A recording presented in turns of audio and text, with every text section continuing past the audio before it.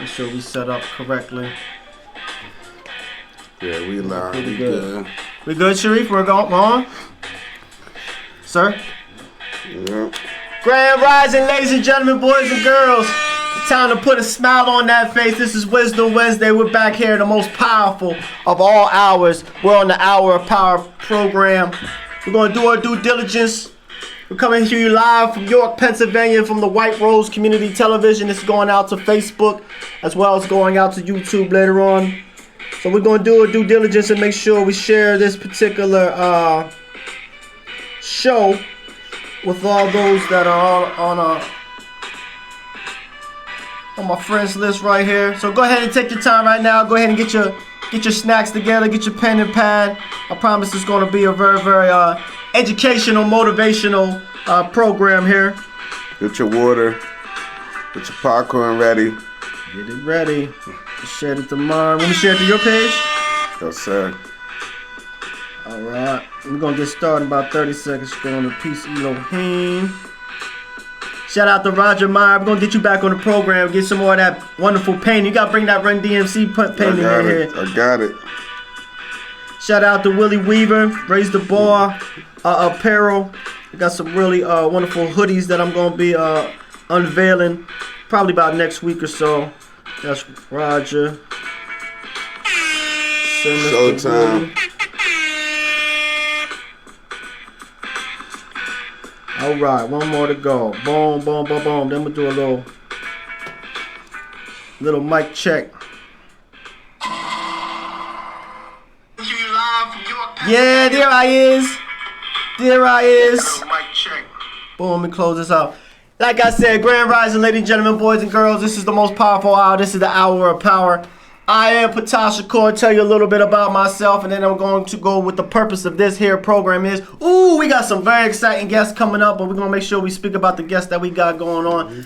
Very, very exciting time. Make sure you tune. This is every single Wednesday from 8 p.m. to 9 p.m. For everybody who's watching us on the White Rose Community Television, we're going to cut off right at 9. But for those on Facebook, we got some exclusive content. We're going to kind of keep it rocking and rolling for another about 10, 15 minutes. And please call in. I'm going to go check to see if it's on. Put my spectacles on.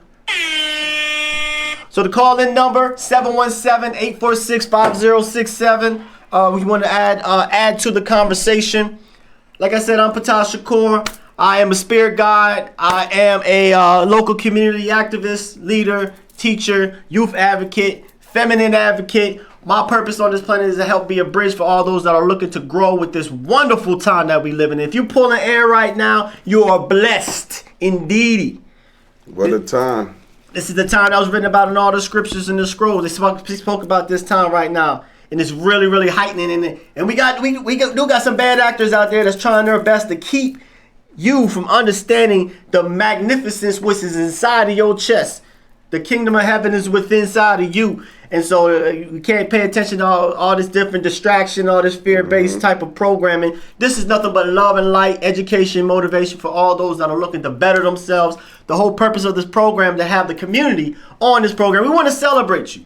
If you have a business out there, if you have something going on within the community that you want to make sure it gets out to the individuals that care about this community like we do, this is the program for you. We're open for guests. If you want to get in contact with Brother Sharif Ahmed right there, or you get in contact with Brother Peace Eloheem or myself, and we would love to have you on this program. If you're a youth, we would love to have a youth expression. We had in the past, we had Jay Beard and the God Amir was on, have a intergenerational conversation on how to get rid of the violence in this community. I believe that the youth right now, and I tell them, I apologize to them. My generation has let them down. The generation before has let you down, but the buck stopped here. We believe that the youth are walking around this planet right now are some of the most refined souls. And you'll find that some of the youth are expressing a lot of different skills and abilities.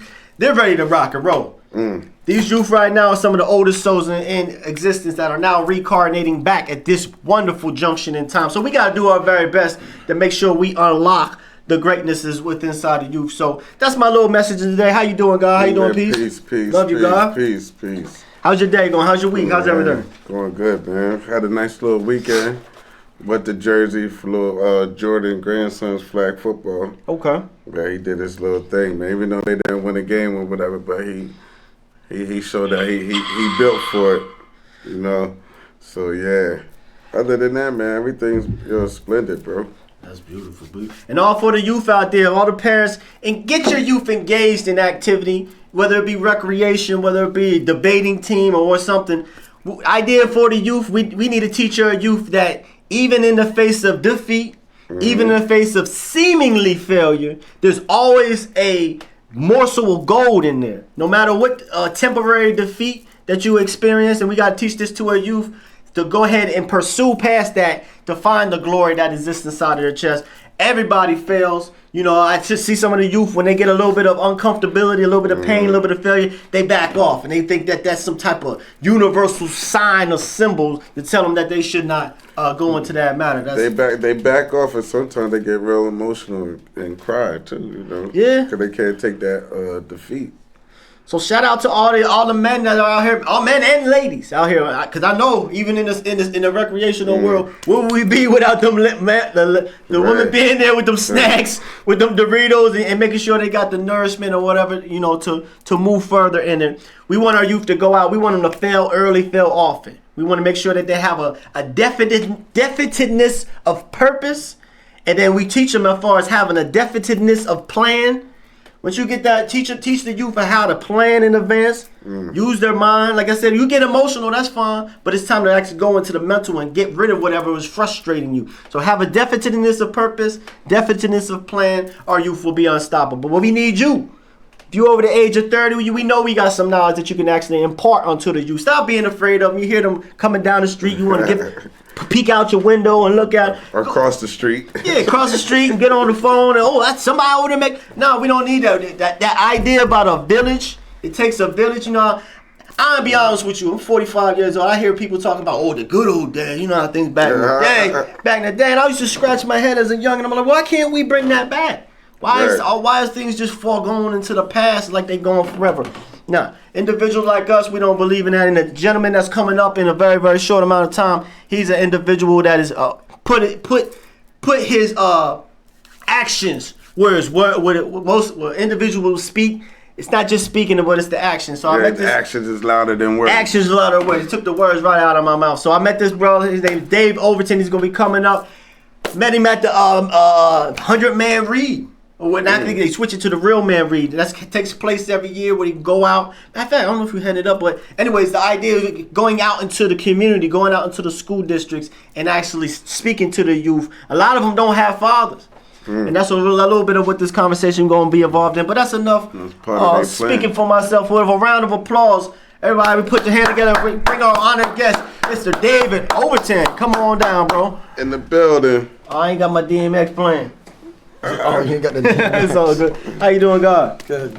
Peace, King. Good. So yeah, speak on up. We got this going out live on, like I said, White Rose Community Television. We got some questions posed to you. We're gonna do our little Phil Donahue here. Might try to throw some softball and some hardball questions. So tell everybody what you about and tell us a little about yourself.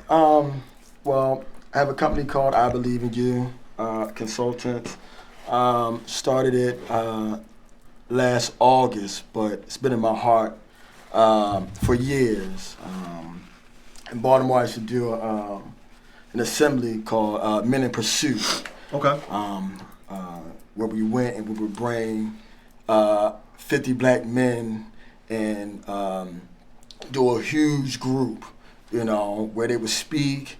Then you would have men at each table. They would conversate after speaking, and then they would present, you know, what they got from it. Yes, sir. And so, you know, loving the youth, coaching, been doing all my life, is really what I love. But I Believe in You really came from just seeing young black males harming and hurting and not supporting young black males. So like the acronym for it is I Be in You, right? So the concept is, if I can see myself in you, I'm less likely to harm or kill you unless I don't love myself.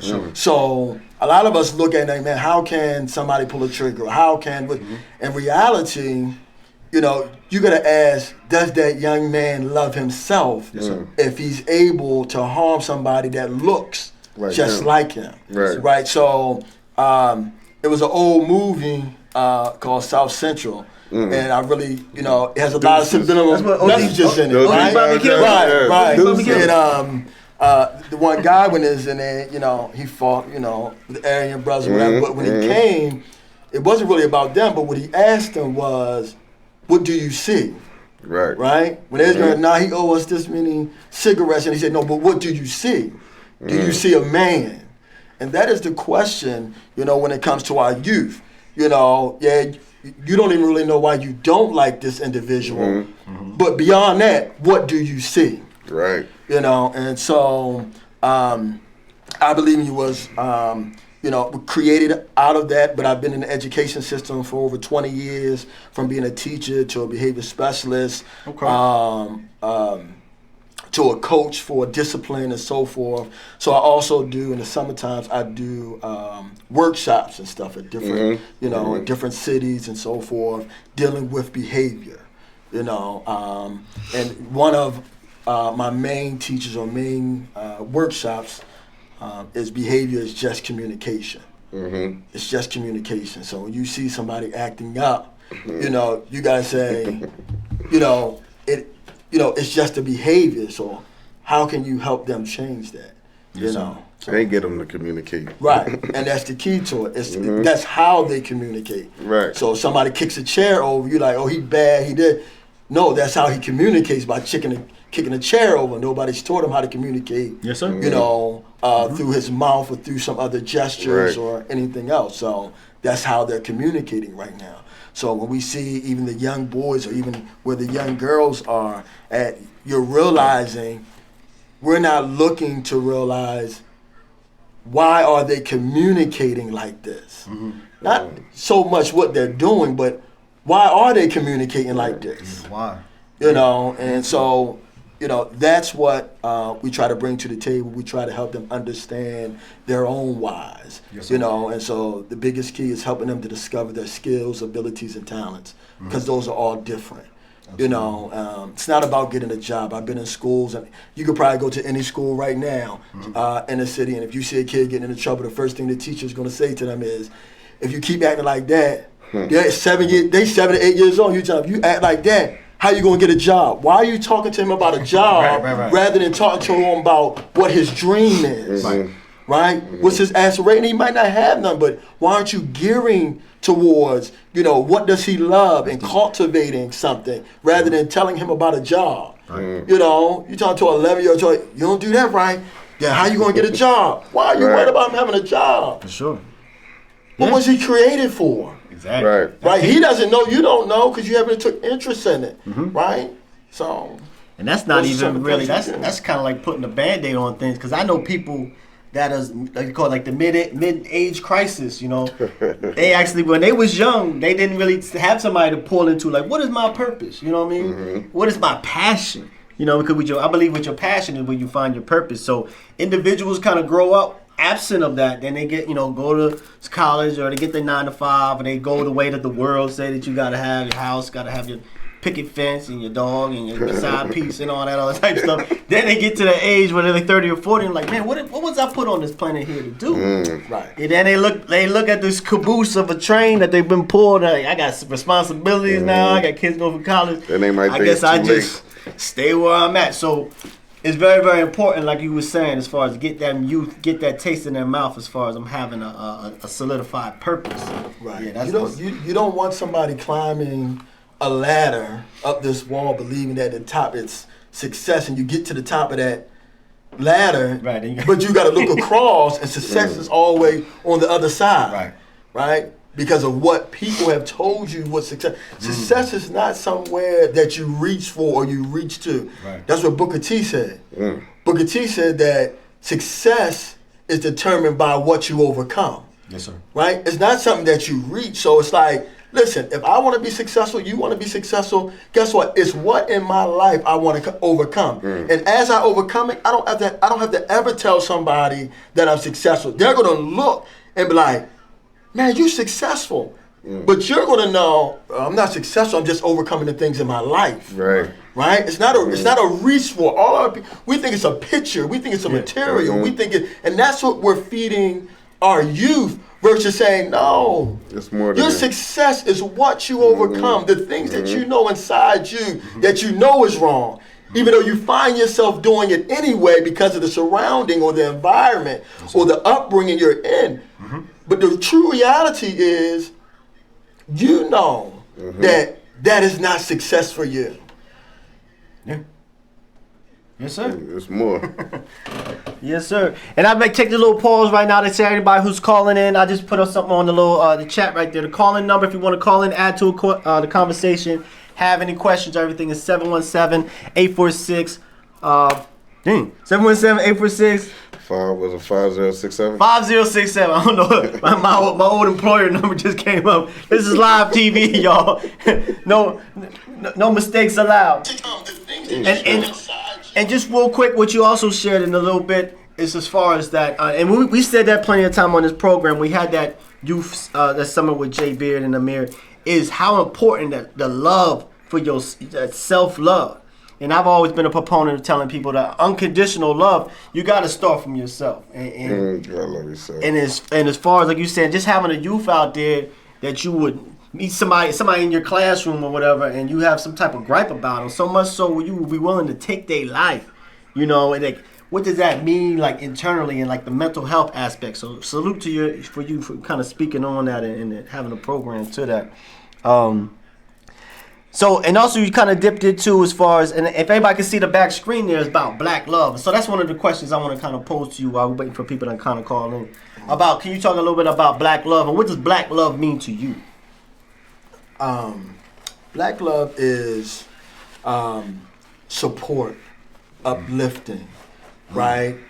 Being accountable to each other. And I'm talking about I'm talking about black love. And I'm not taking away, because some people will take it out of content and think that, we're so quick to add everybody into something, right? Yes, they'll take this like when somebody says Black Lives Matter, and now it's everybody lives matter. The thing is, we know that everybody lives matter. We know that love is for everybody. Right. The thing that I'm saying is that I'm 45, right? And what a black man is, what a black woman is, what a black family is, right, has not really changed. And I'm talking about at the large scope. I know that there are great men and women that are black, great families that are black. But when we look at it, where is our support for each other? Yes, sir. Where's our support for each other, right? And bigger than that, where are the other races' support for us, right? We have always supported every other race. We don't have time to go through history to understand whether you were Korean, whether you were Chinese, whether you were Jewish, whether you were Hispanic. Guess what? We supported all of that. Everybody brought us into them, right? Yes, sir. But I've never seen where we were able to bring people into us. Yes, and I'm not talking about the little, people will try to break that into. People that's going to break it down is going to be somebody that looks like us. They say, oh, that's not true. I see. I ain't talking about that. I got friends. You got friends. Right. We all got that. But as a whole, right, we have not seen that. Like in a school, I would love to see if you have a Caucasian teacher and you see two black boys fighting right now, and you come up. We know they're not supposed to. You say, hey, why y'all shouldn't be fighting, right? But then let them know. You look just like him. Do you know what's going on in the world with black people right now? Right? Y'all should not be fighting. You look just alike. You should be loving each other. Right? I love both of y'all. How can both of y'all not love each other? Right? Yes, let's take it a step further and support this black love. We're all saying, hey, we see that young black boys and even young black girls are now moving into it where we're not supporting them. We don't have time to get into the music industry and all of that. But the point that I'm making is that black love is saying, can we demonstrate black love, meaning one black person to the next? It's not excluding other people. What I'm saying is we're not supporting ourselves. And because we're not supporting ourselves, believe it or not, there's other people aren't willing, right? If they see a young black boy cussing and everything, and you're at another race, 9 times out of, I don't want to say 9 times, I'll say 7 out of 10. Pretty much. You know, you're probably going to be like, oh, that's he's not. You're not dealing with that at all, hands on, right? And so when we're talking about black love, we got to get back and understand, like, we can't change the time right now. Let me put it like this: a better way to say what we don't understand. I told people at our Black Love, what it is that Black America was reduced, right? I told them I had a 5th grade teacher who used to tell me reduce my fractions.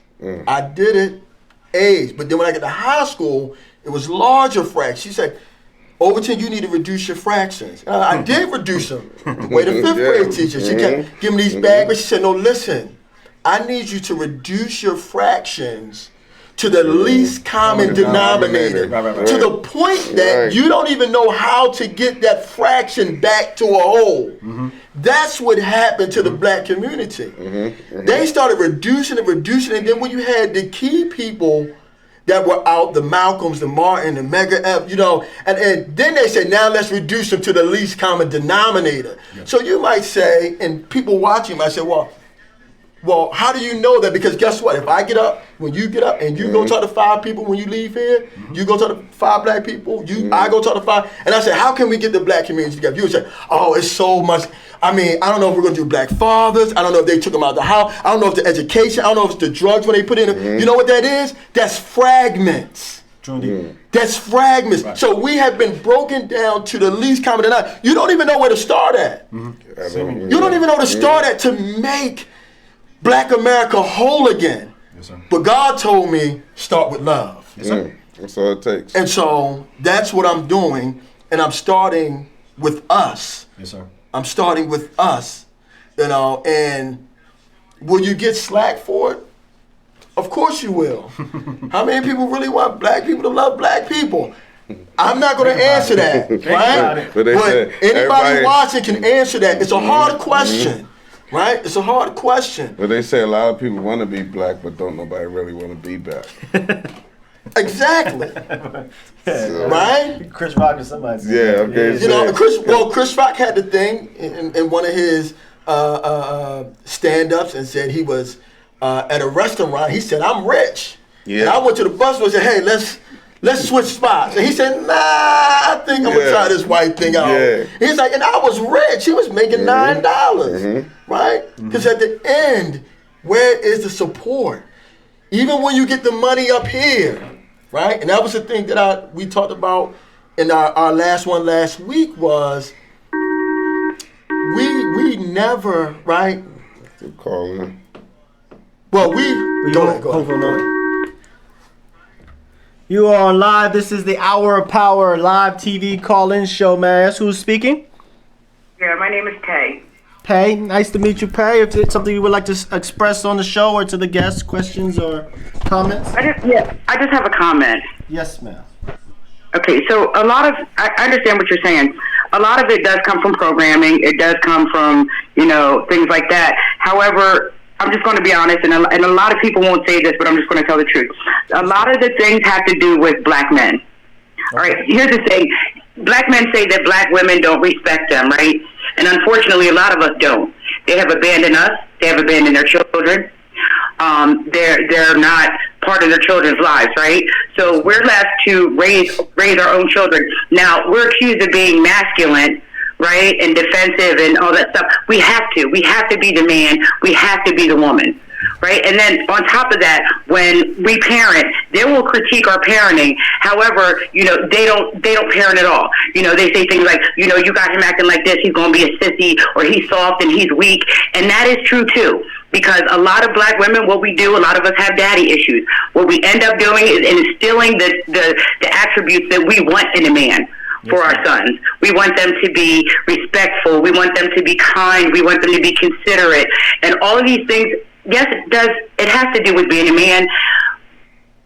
But I'm going to say this, and a lot of people won't like this either. This is just my take. Please do. I don't think that a black woman can teach a black boy how to be a man. We are not well versed in how other men, how they deal with each other. I remember my son was getting bullied. I'm telling him, oh, just ignore him, just ignore him. His dad called him from jail and said, no, you have to blah, blah, blah. We don't know how black men relate to each other socially. We have no idea. But what will happen is we'll be critiqued on our parenting.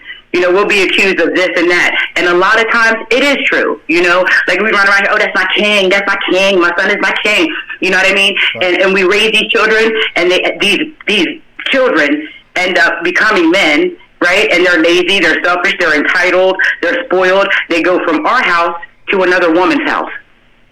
You know, I think a lot of the things with black women too, we have been taught to kind of compete against each other, and instead of uplifting each other. Okay. You know, a lot of that has to do with the Willie Lynch syndrome. It's crabs in a barrel, basically. You know what I mean? Yes, and it's the programming. We've been programmed so long. It is going to take so long to come back from that. And unfortunately, some people will just never come out of that fog. And unfortunately, they're the people that are willing to uplift each other and support each other. There aren't enough of us, unfortunately. Yes. You know, they did a number on us. They really did. But because of all the distractions we have and all of the, you know, the generational curses and things like that, it's just bad. It's unfortunate and it's bad. You know, I don't know what the solution is, but I do know what a lot of the problems are. I've experienced a lot of the problems, you know, and it's sad. You know, we have to learn. Like you said, it's about love. We're all we got at the end of the day. You know, we need to learn to uplift each other and to love each other and to help each other. You know, people talk about God this and God that. I have no take on that. I don't know what God is or it isn't. You know, whatever he, she, him, it is, I'm sure that all it wants us to do is to love each other, to help each other and teach each other. And until that happens, we're going to stay in this funk that we're in. Very profound. And as far as you saying about the solution is just like this. Having a program like this, having you, thank you for calling in and expressing certain ideas. I know individuals are listening to this, and we listen to the recording of this, and so, you know, for you to take the courage and, you know, endow those numbers, you know, that's the spitball effect, and that's the positive momentum that I believe that we're going to be going into very, very shortly. So I appreciate you for calling in. Thank you, and I appreciate you guys for having a program like this. You know, it's important. It's important that we talk about our social issues. You know, it's important that we confront them. It's important that we try to find solutions for them, you know, and not just sit around and, you know, bash each other about it, you know. And I appreciate you guys. Thank you so much. Yeah, no problem. So, yeah, keep listening in. If you want to call back in, you can call back in, but we're going to kind of respond to what you share. All right, thank you. All right, thank you. But, yeah, me being a black man, I could do it. I could point the finger right now. Black man, if you at home, you heard the lady, you heard what the sister said. We got a job to do. Now, mind you, I know we got a lot of black men that's in the prison system right now. You know, that's absent inside the home. We working on that. You know, the conversation that we had last week, as far as we need to get into that prison system, get them black men in there that have decided to change their life around. Bring them out to kind of fill in the gaps, because we need all soldiers on deck. Get 10 toes down to everybody. Right. So, what's your response? No. You know, my response is what she has said is what we see in 2024 is the legacy of slavery, right? Like we don't have to like talk about slavery, right?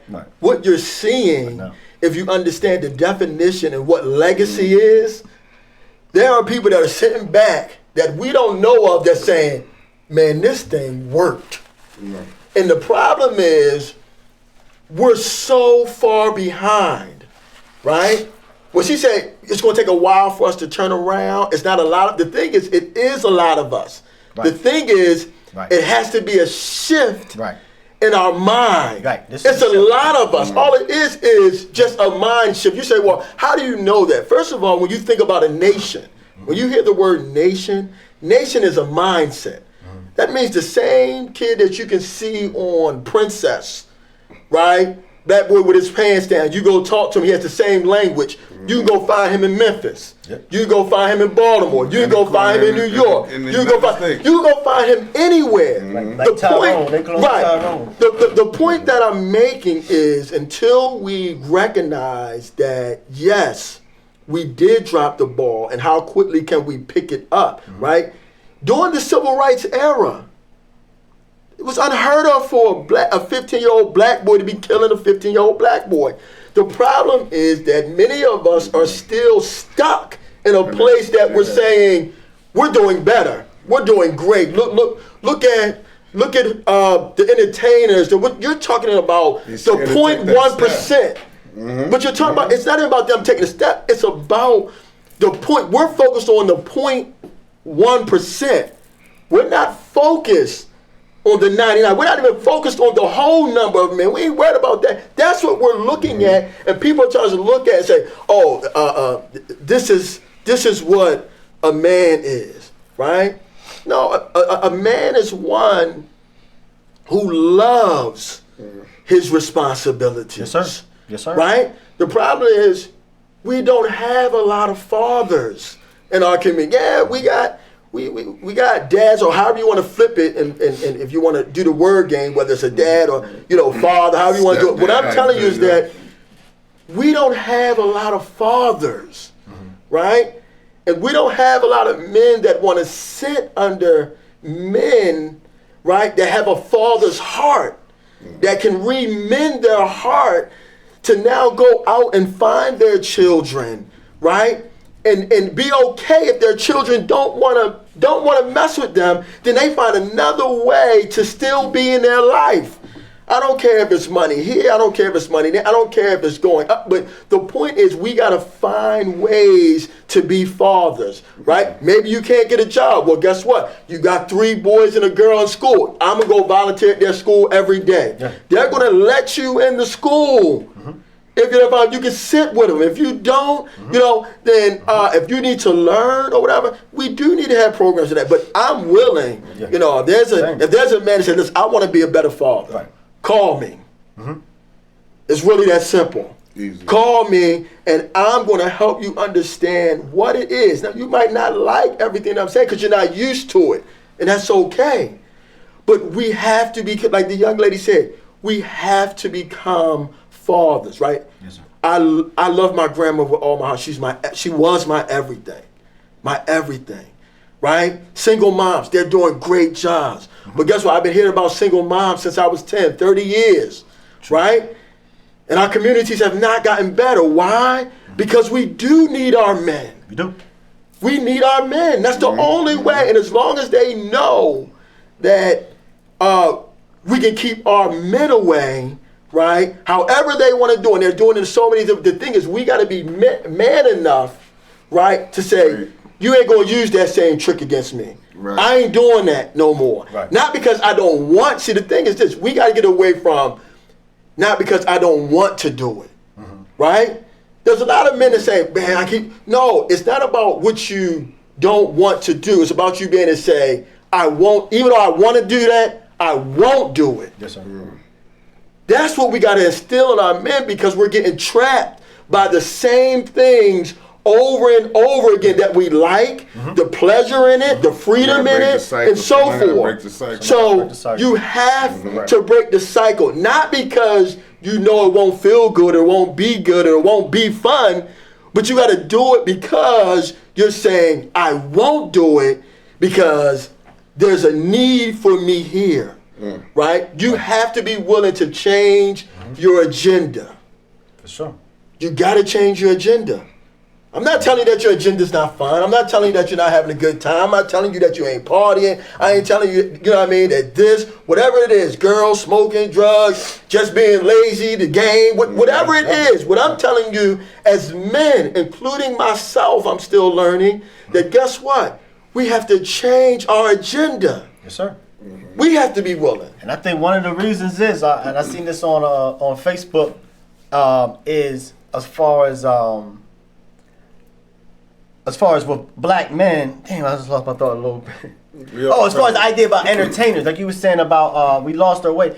Our entertainers are not leaders. You know what I'm saying? You asked, like, here's the idea. If you go back to the civil rights era, we had individuals that would sacrifice to produce a tree. They would put that seed in the ground, even though when that tree gets in its full bloom and full growth with the leaves and everything, they would never lay under it. but to kind of sacrifice your own personal, like you said, wants and consider that next generation. Even if you don't even have children, just consider the next generation. What world are we leading to them? And couple that with because that's why the Black leaders is gone. We can count. Black History Month is pretty much a reminder of the Black leaders. We get an extra day tomorrow. Turn up. Let's do something. Yeah, let's do something with that day. But you see how the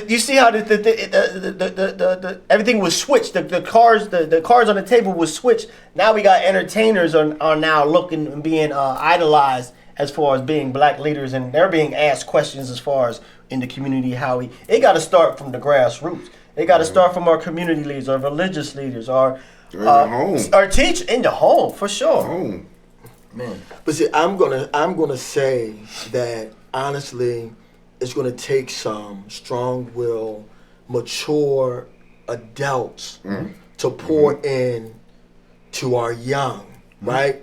Because you might not get the parent. One of the things that I realized through education, every August, I don't care where you go, every August, schools set up plans everywhere. They set up plans, this is the criteria, we're going to try this new program, we're going to do this program. And then when that program fails, you know what they say? We didn't have parent participation. True. Right? But they knew they didn't have parent participation before they even put that program in. So we're constantly doing the same thing, but guess what? I feel you. Because it's a money flow. Well, now we're going to do this, right? And you're not even, your focus or your strategy all summer hasn't been, how do we do it without parent participation? Right? We're putting this will work. We get all this money, to do this. And at the end, when it doesn't work, but everybody got paid and wherever the money went, it went. But at the end of the day, what do we say? We didn't have parent participation.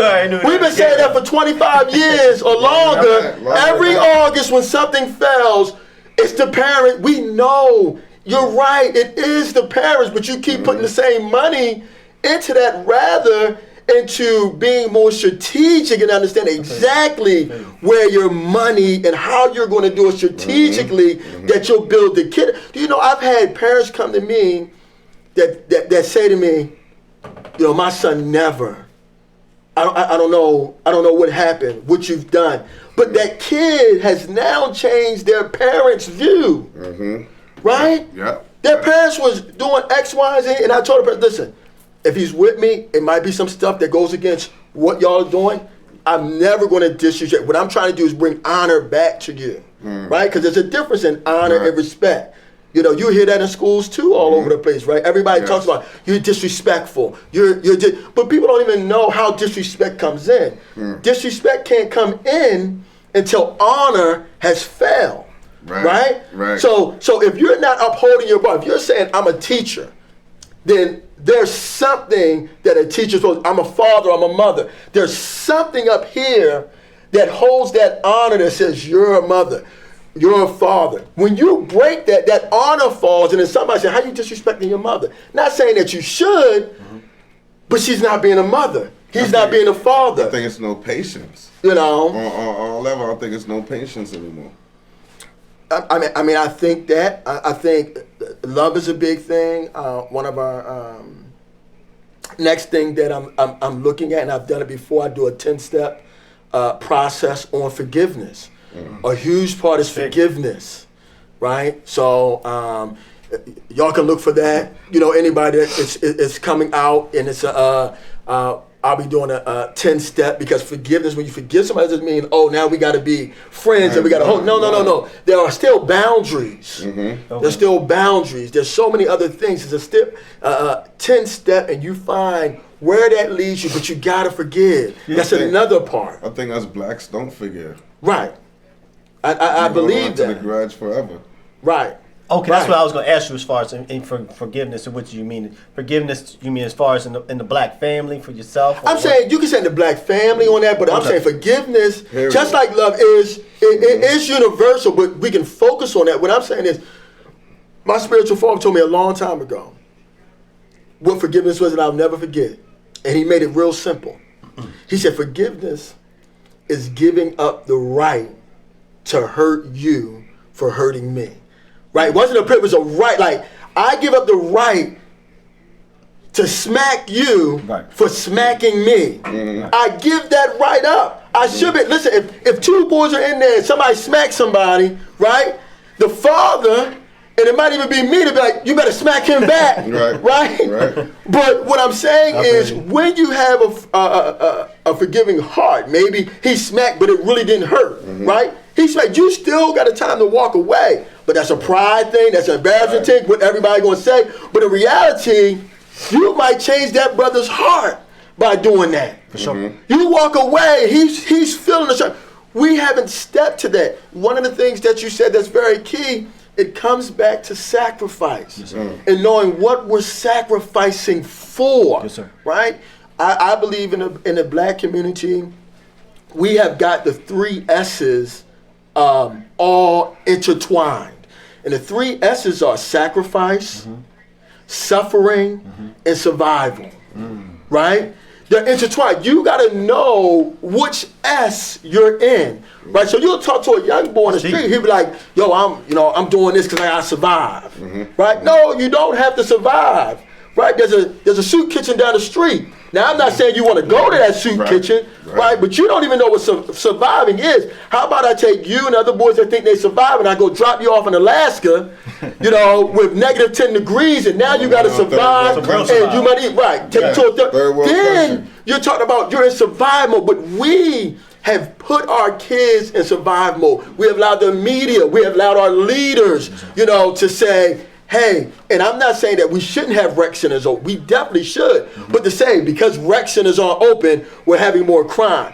You're saying that we have no character then, right? Because that shouldn't affect your character. That's give you the right to hurt somebody because the basketball court's not open. How does that give you the right? But because we've been teaching it, right? I know why it's going on. We don't have rec centers. We don't have that. They don't have nothing to do. They don't. So they just doing that? No. If you have character, you find something else to do. I think you said earlier, I don't know, before we got on the show, like back in the day, we talk about doing this or the like, guess what? You made games, but that's too corny or whatever you want to call it about create. But what I'm saying is, I'm not saying that all those things aren't necessary and we need, but to say that is the reason why, that makes me have to check and say, are we building character? Yes, sir. That's the key thing. Right. Are we building character? Character structure. So if you have character, if you have love, if you have forgiveness, some of these key components that would help the fragments of the black community come back together is what we need. And will it be difficult? Yes, it will be difficult. But will it also be rewarding if we're willing to go and fight for that?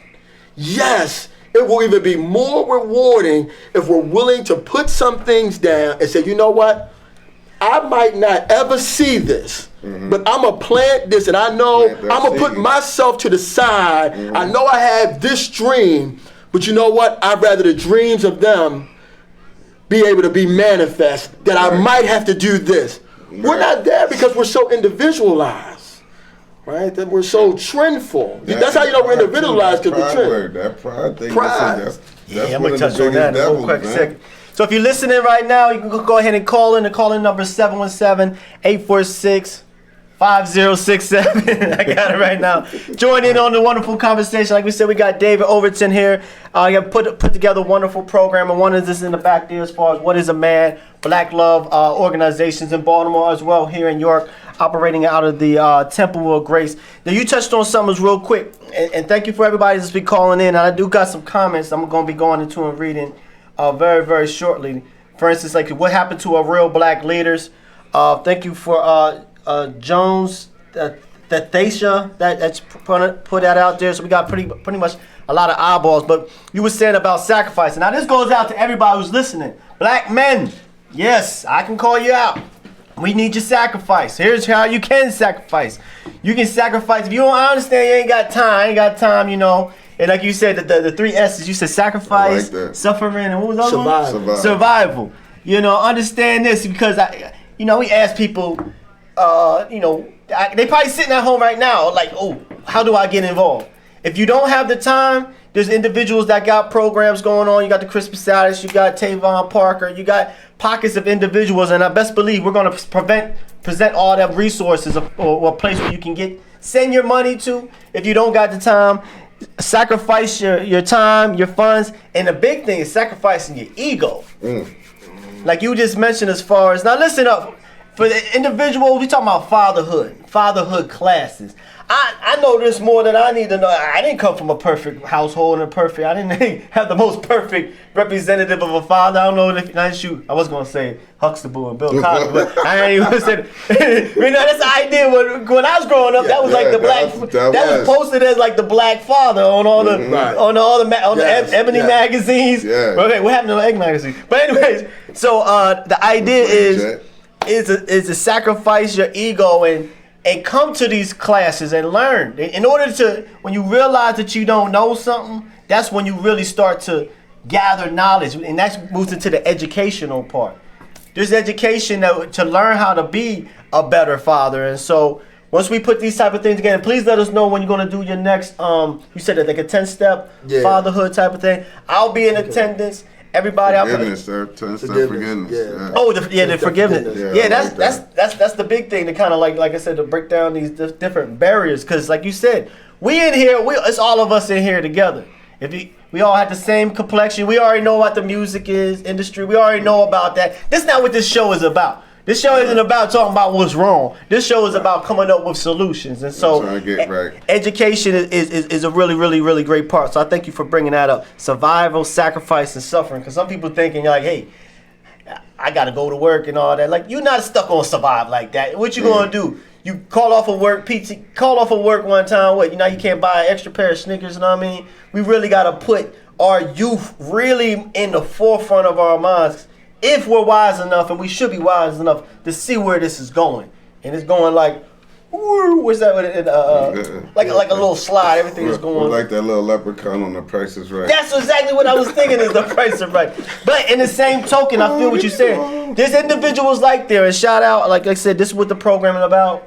There's more of us out there. We need to stand up and be heard. Be the voice. And I know some men that's in right now talking about, I ain't all men bad, all ain't all bad. Where you at?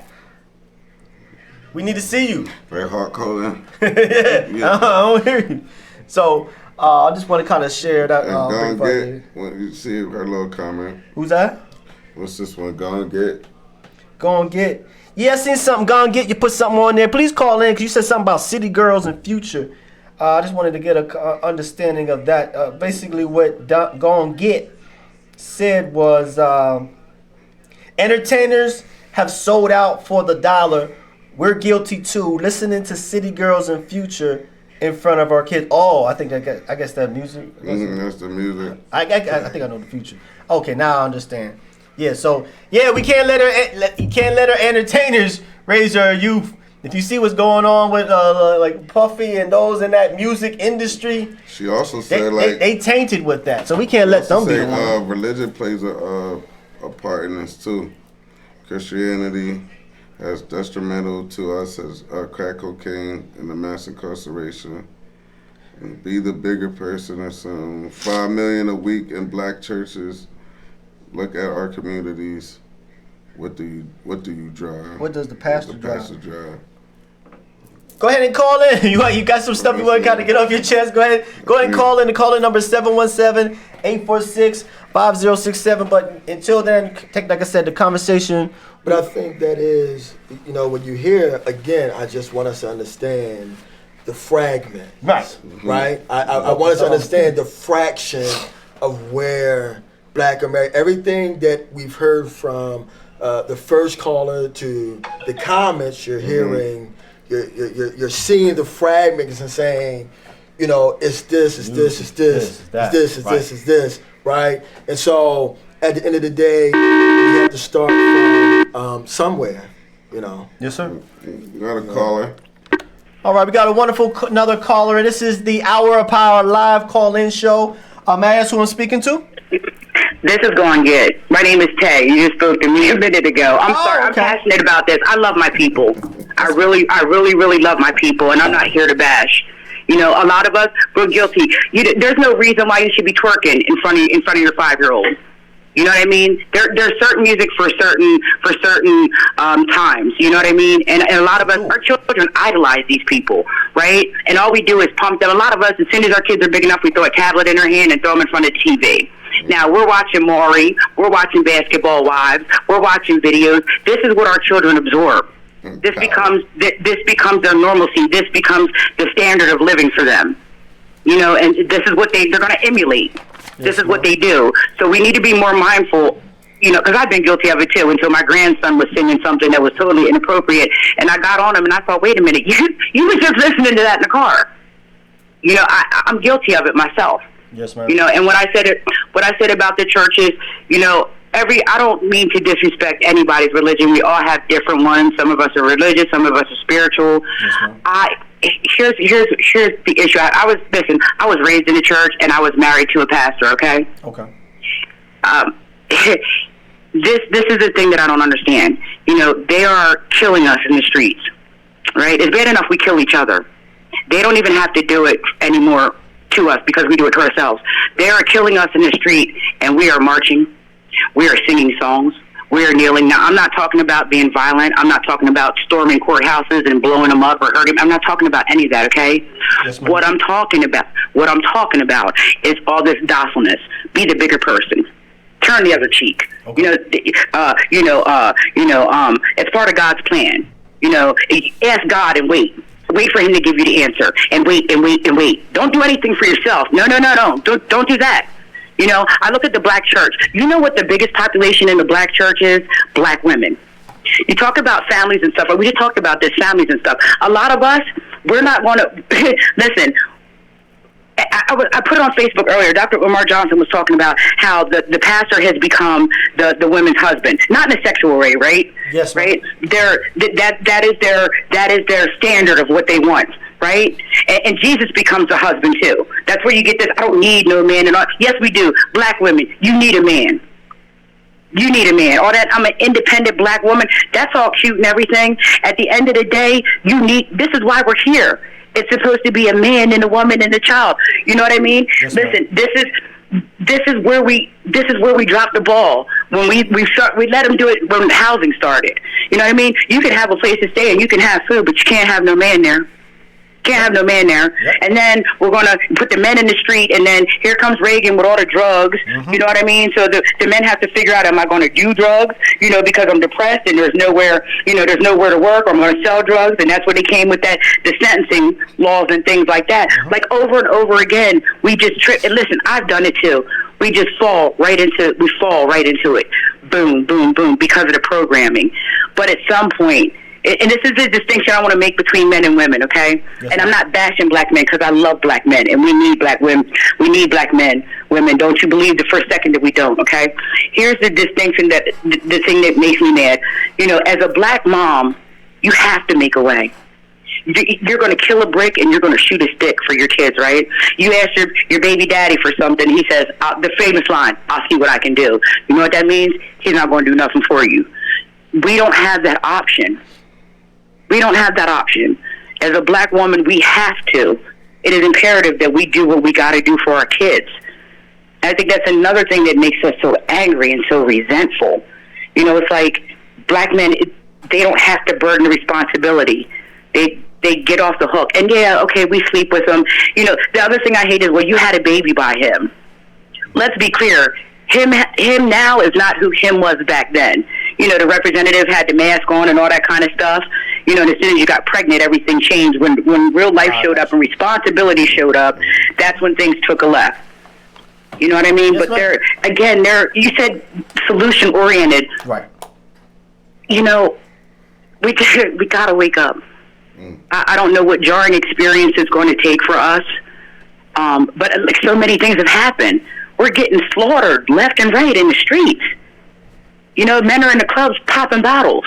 Women are twerking. You know, we're going to buy bundles of hair.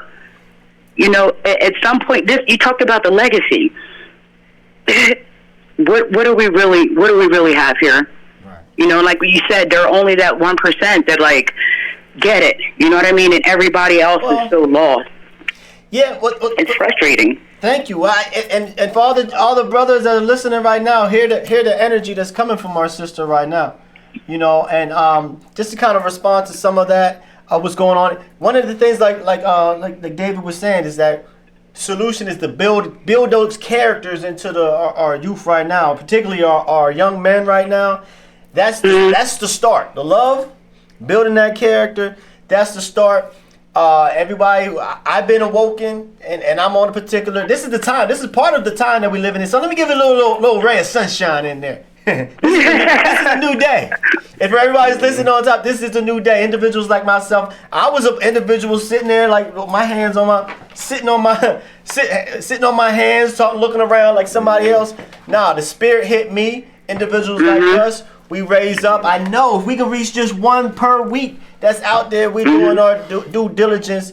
And I promise you, sister, that if we continue looking at the world through the lens of love, through that, we understand, like even on a metaphysical realm, how we can really consciously change the mass consciousness with how we view ourselves with love. You don't have to build a big $1 million Amazon building. It starts with your mind, starts with your heart, it does. And then that frequency come out. We're gonna flip all these cards.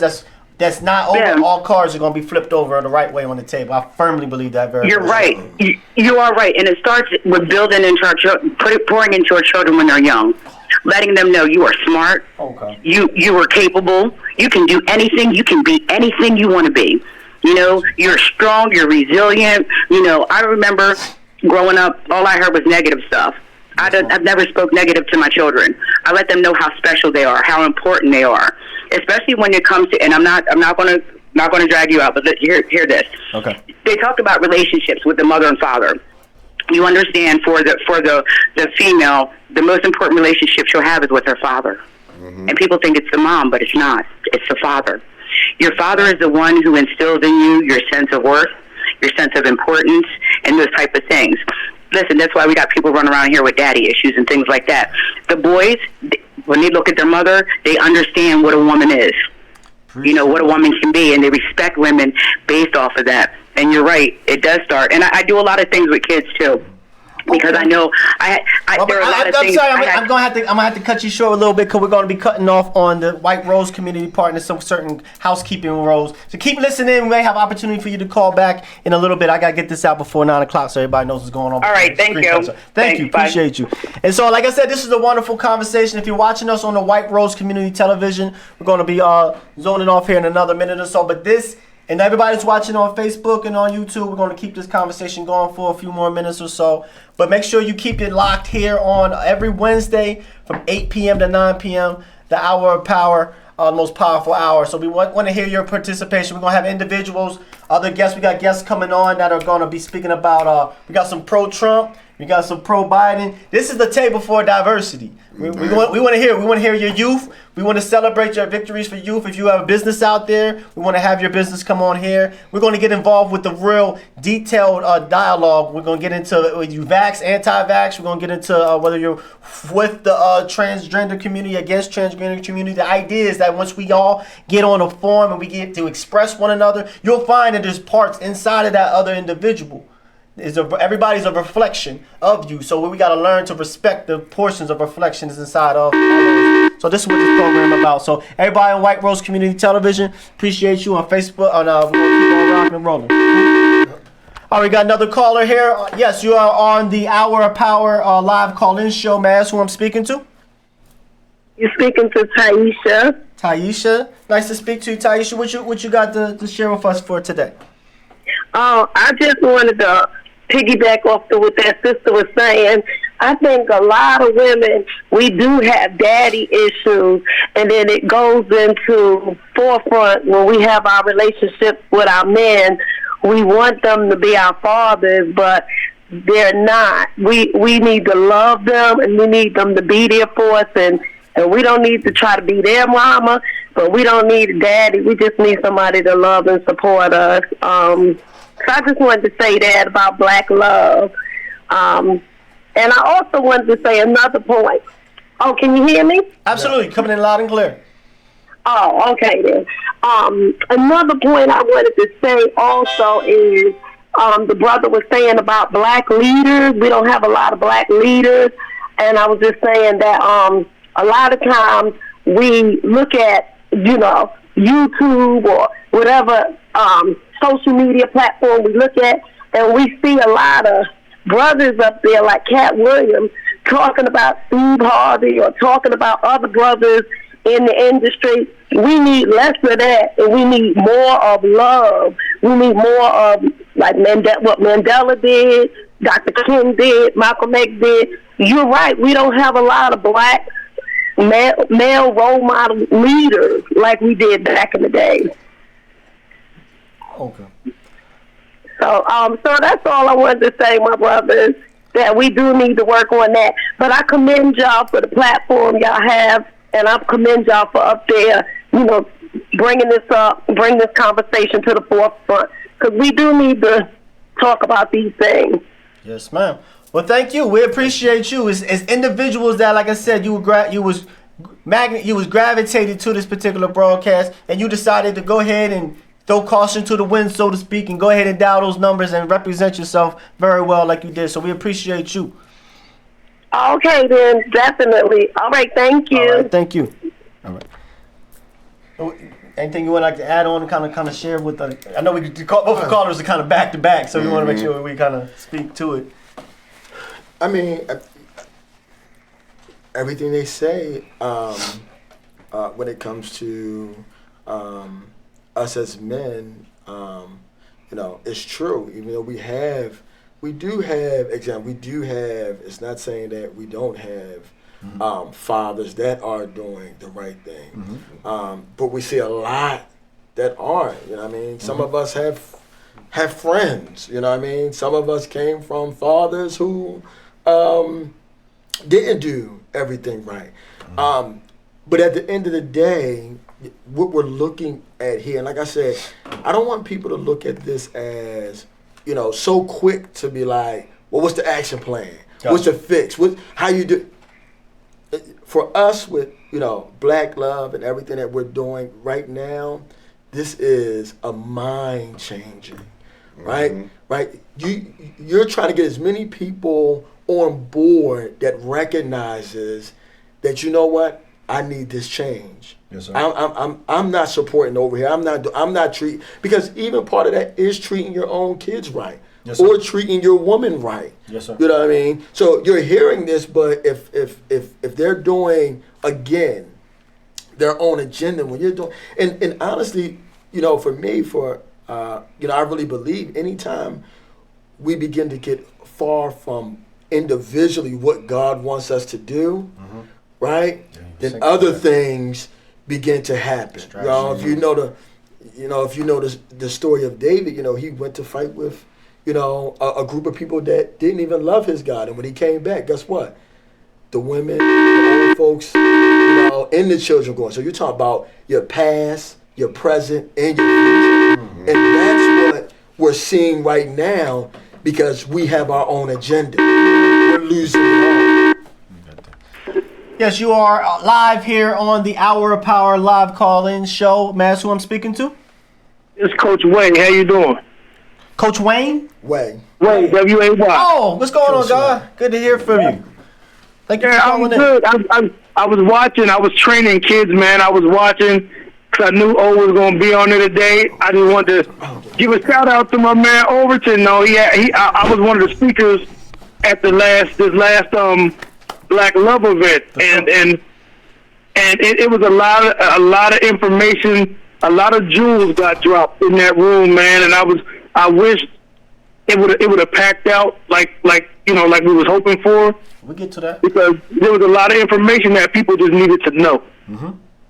I mean, on so many fronts, man. It was a lovely thing, and I hope O just he keep pressing forward with that. I told him I'm on board for whatever he's gonna do. I want in. I'm gonna be there for it. I just hope a lot more people get on board with what he's trying to do and just come out and listen. Like come out with with no expectations. Don't get defensive. Yeah. And just listen. Put your ego to the side and show up and learn. Yeah. That's deep. Yeah. You want to add on something? No. I just want to say, listen, I'm glad that, Wade came out. He's always been a supporter. I've been a supporter. I've been on Wade for a long time. You know, my son's graduating this year. He helped train my son when he was like 7 years old. You know, and I think, even around here, more people need to support him in BTS Sports. He's doing great things for the kids. Yeah, BTS Sports. As he said, we're going to keep doing this thing. It's not a rush. It's not a thing of, we want people to come out that are saying, you know what, I want to hear the truth. I want to hear, our story. I've never heard it. Yes, sir. I don't really know what that story is, but you know what? I want to hear it because you're not hearing it in schools. For sure. You got states like Florida and there's other states that are trying to say that, slavery was a benefit for us, right? Nobody's talking about that. No schools up here are saying, wait a minute, that's for sure not, Yes, but I hope that, more people recognize that, guess what? When we support Black love, we are supporting America. For sure. But you have let me ask you a quick, Coach. Can you share a little bit with everybody who's listening? Tell us a little 10, 15 seconds of what you got going on, and perhaps that may spark interest, in your particular endeavor. So what program do you got going on? It's called BT? BTS. Yeah, it's BTS Sports. We hold youth training clinics and personal training in football, basketball, track and field, and soccer. Okay. You know what I'm saying? And we travel. We actually fly around the country, in other states, hosting clinics, all over. We've been to Arizona, Florida, Virginia, Georgia. We're down in Maryland. We've been out to Vegas. I mean, we've been around, and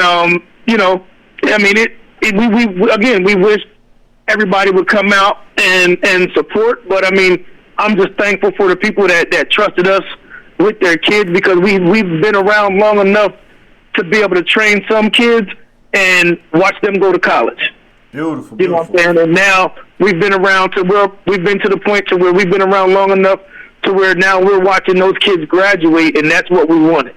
Beautiful. We wanted to make sure we were doing our part in our community to put butts in seats in college classes. Awesome. Well, do me a favor before we kind of close on out. Make sure you put in the comment section, if you have the wherewithal to, put your name, put your little contact number, put that on there. I think that'll be a good resource. Like I said, we want to take this energy, and kind of build with it. So please do. And thank you for calling in, representing for the gods. Yeah, I appreciate it. Yes, sir. Thank you. So like I said, this is the live call-in show. Right now it is 9:08. We'll probably be rocking for about 15 more minutes. If you have any questions you want to call, we'll probably take like one more. And we're following along in the comments as well. We're going to kind of shout out some of the comments at the very, very end. However, like I said, we're here with David Overton. Can you let everybody know if you got any, is anything upcoming or any other type of information you want to see? I will say this. I do have other information. I do have a life insurance company, and I want to say that life insurance is very, very important. Very important. It's very important. And can I just jump in just really quick? Because this is something that I kind of jumped up into like in my 30s, and I'll be honest, like in my peer group, at least at that time, I since like kind of changed my peer group and change my success team around. At that point in time, nobody in my success team, had that life insurance, and so I kind of like had to get with some more individual. But that's very, very important. Taking that, we talking about generational curses. You know what I mean? And that's something this is what we called on to. Like the sister was talking about the DOS on this. Things of that nature. In order to break these generational curses, it takes extraordinary focus and determination. So go ahead and do that. You got a little bit of disposable income, financially, Black people, we doing a little bit better. So understanding how that idea of the insurance, what that really means down the line, and how you can even use that money and borrow and trade and do certain things. Please go out and get to that. Thank you for bringing up the idea of life insurance. So I'm sorry. Yeah, I'm just saying it's very important. You you should get it as early as you can. You know, get it for your kids as early as you can. Because one thing that a lot of people don't understand is a lot of people would say, hey, I have it on my job. Well, if you lose that job, guess what? You don't have it anymore. Right. So it's easier for you to just go ahead and get your own policy, you know, outside of your job and get the one that's inside your job as well, right? Mm-hmm. But you look at it and you got, depending on what you want, term, whole life. The thing for me is I break that all down. I even have people come to me with their policies that they already have to make sure that they are good. So I'm not in it to say, hey, you got to purchase from me. I'm telling, listen, if you don't got to come to me. You need to go get it from somebody. You might have a friend, a family that's doing it. Yeah. If you feel that they're trustworthy or whatever, get it from them. If you don't have it, you just need to be educated on it. Listen, I will educate you on it, you know, as far as what is whole life, what is term, and so forth. And, you know, years ago when you had whole life, that was the only way, if you had like a terminal illness, that you could accelerate your policy before you die. But you're talking about like a $20,000. Now they have that in whole life with term, with living benefits. Okay. So it's something that you got to understand, because now you can get $300,000, and guess what? If you have a stroke, you have a heart attack, or something happens, you can accelerate that $300,000 death benefit while you're living. Yes, sir. Right? You know, I'm just saying. So it's a lot to it, but I think the biggest thing is being able to make sure that you have your kids covered. Right. You're talking about $6, $7 a month. If you're willing to pay 15 or 20 for a 5-year-old, in 10 years it'll be paid off and they have the policy. You want to be paying on it no more. Mm-hmm. You know, but you do want to make sure that you have, and not only that, it changes your family's lifestyle. Right. And I'm just being honest. It changes your family lifestyle. Like, I have about 4 policies. You know what I mean? So if I'm out, I don't have to worry about my wife and my kids, you know, worrying about anything. Mm-hmm. You know, that's already. So I feel secure paying. Funerals covered. And we didn't talk about. We way beyond funeral covered. But you know what I mean. That's a real. But you know, if not, you're talking about changing and giving opportunities.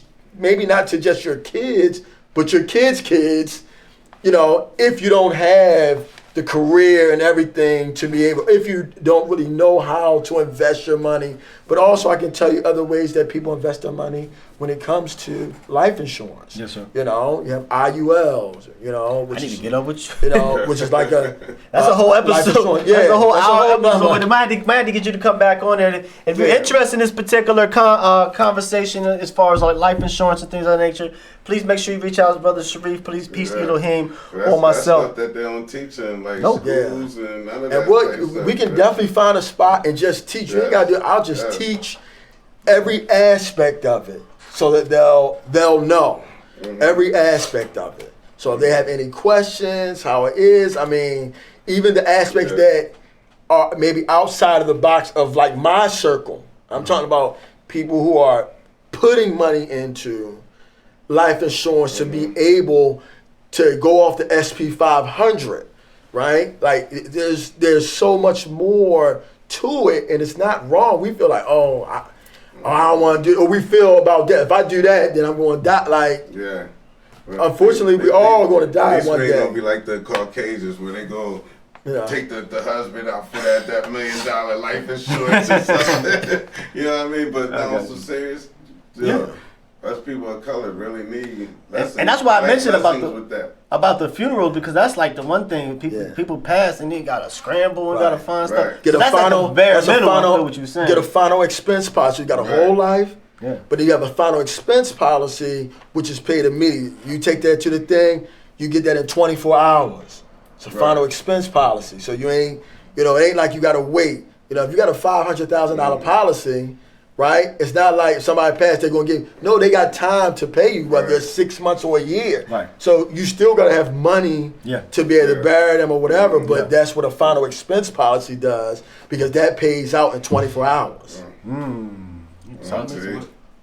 As we finish out with my thought is, I want to take that. I'm going to take this call.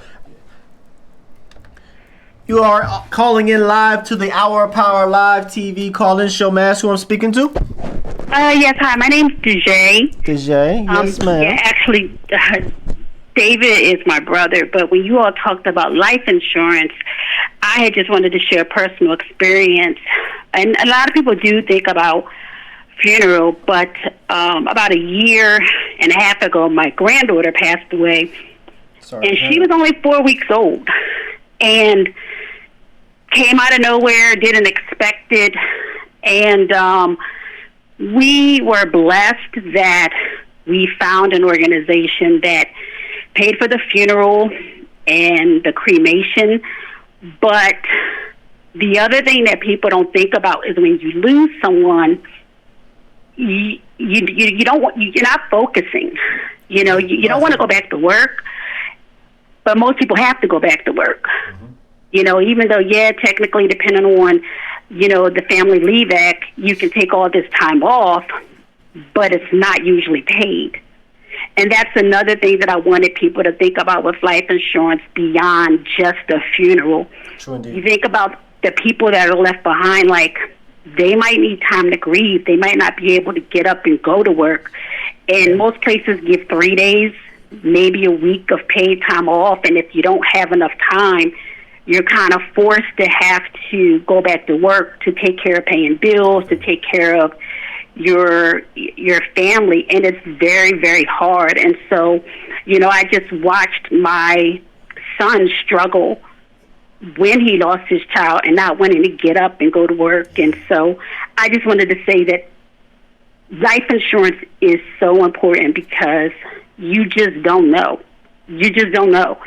And it's better to have it and not need it than to need it and not have it, where you have to have people doing GoFundMes and doing all of these donations and so forth.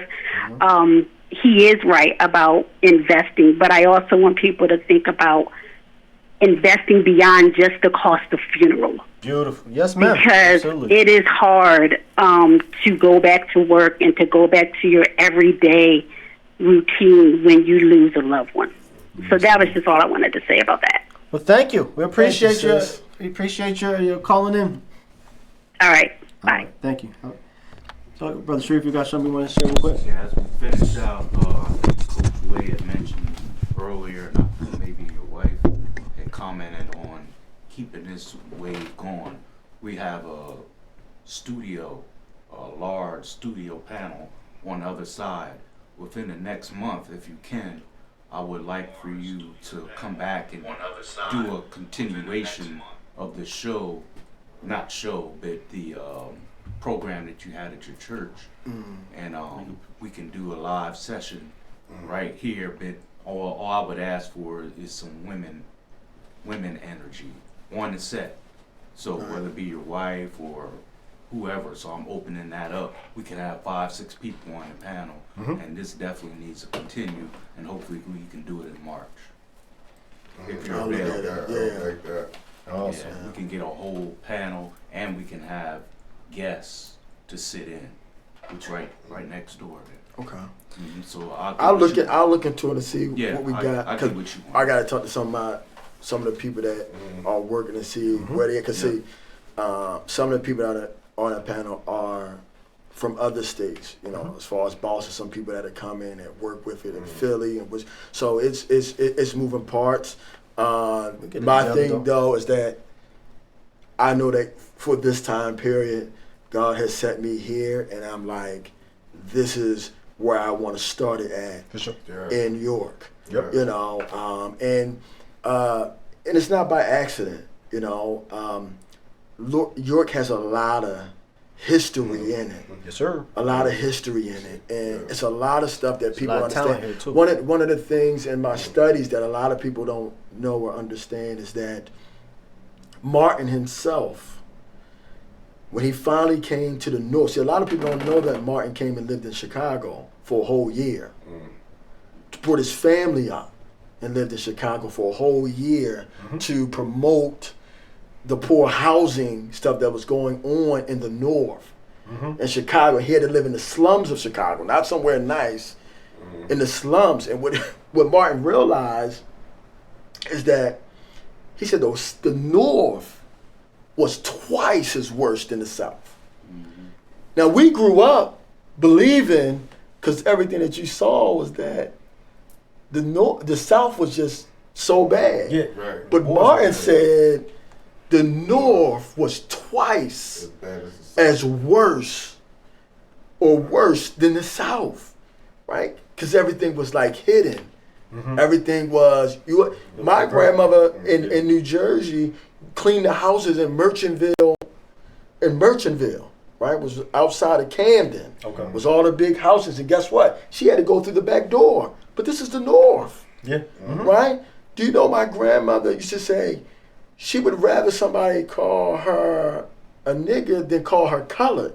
Because up here they didn't call you nigger, they called you colored.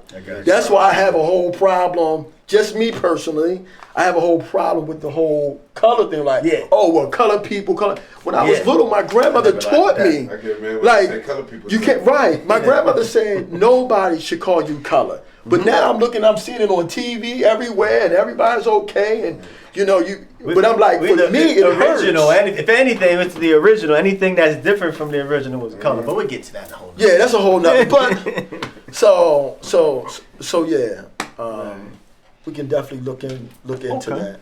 So you heard it here first, folks. This is the place for coming down with solutions. We would like to hear from you. We believe that every single person that get this particular programming hit, if it hit your ear, it's your purpose to be a part of this. And so what are you going to do with that energy? What are you going to do with the knowledge? We're asking everybody to create, and I say it in my little closing, I say it every time, we can create heaven on earth right here if we know how to manifest and actually focus. And like you say, focus on that, building that character, focusing on that love. Before we kind of want to head out, I want to give a shout out to everybody who responded. We got Victoria Overton.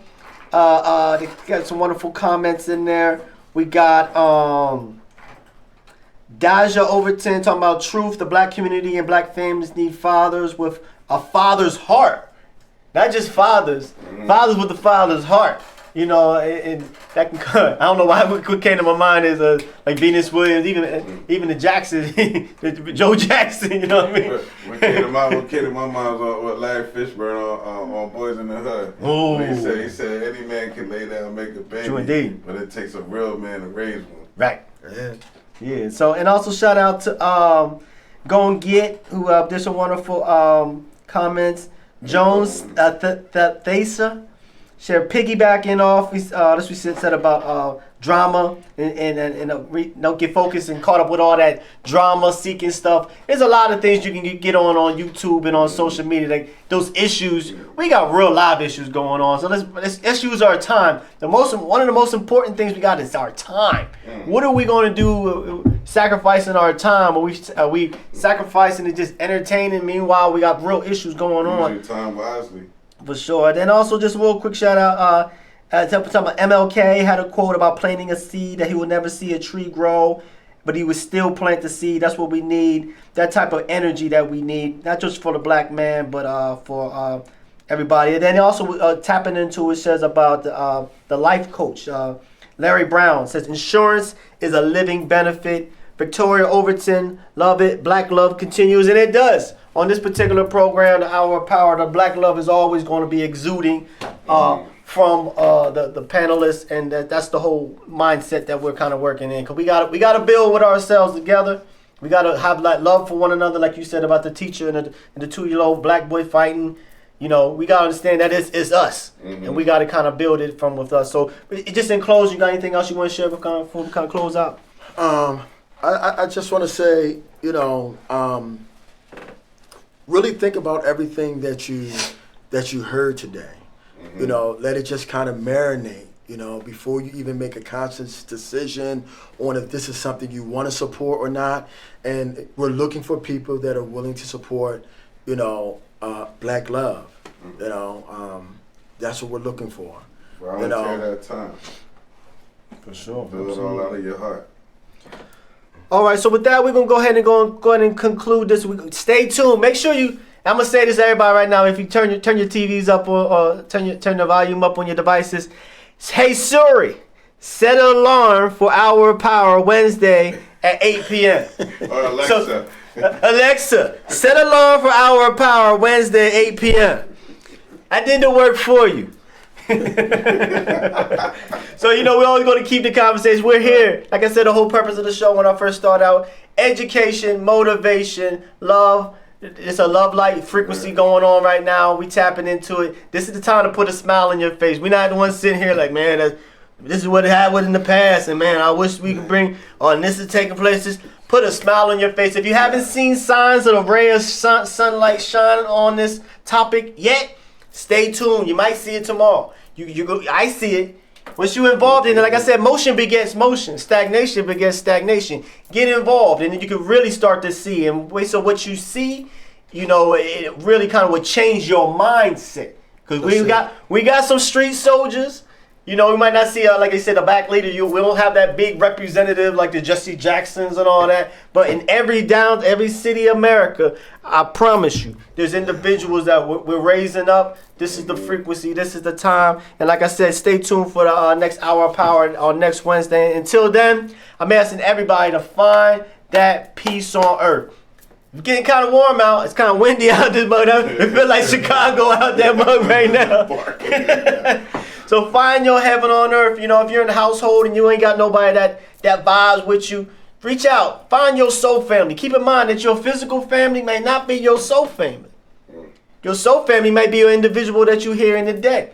Seek us out, you know, and if you want to kind of change your life and change your diet, change the food that you feed in your mind, change your success team. Your 5 closest individuals closest to you, they'll show you your future. So find that heaven on earth. Get out, intervene with nature, try something new, kind of move into this evolution that we're going in. And I promise you, you'll get in contact with the God divine within. Yes, you that's listening to the sound of my voice, you are a divine interdimensional being. You are more powerful than you can even imagine. There's no time for excuses. We ain't blaming Biden. We ain't blaming this person. We bringing ourselves up our own bootstraps.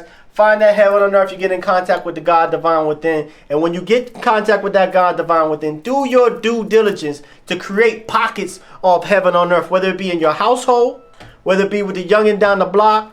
Each one teach one. We can actually do this. We creating heaven on earth right now. We are the new founding fathers of this wonderful, loving, universal change. So this is Ptah Shakur with another powerful episode of Hour of Power. So next time, see you next time. Peace and love. Peace. Peace. Peace. What Future say? What a time to be alive.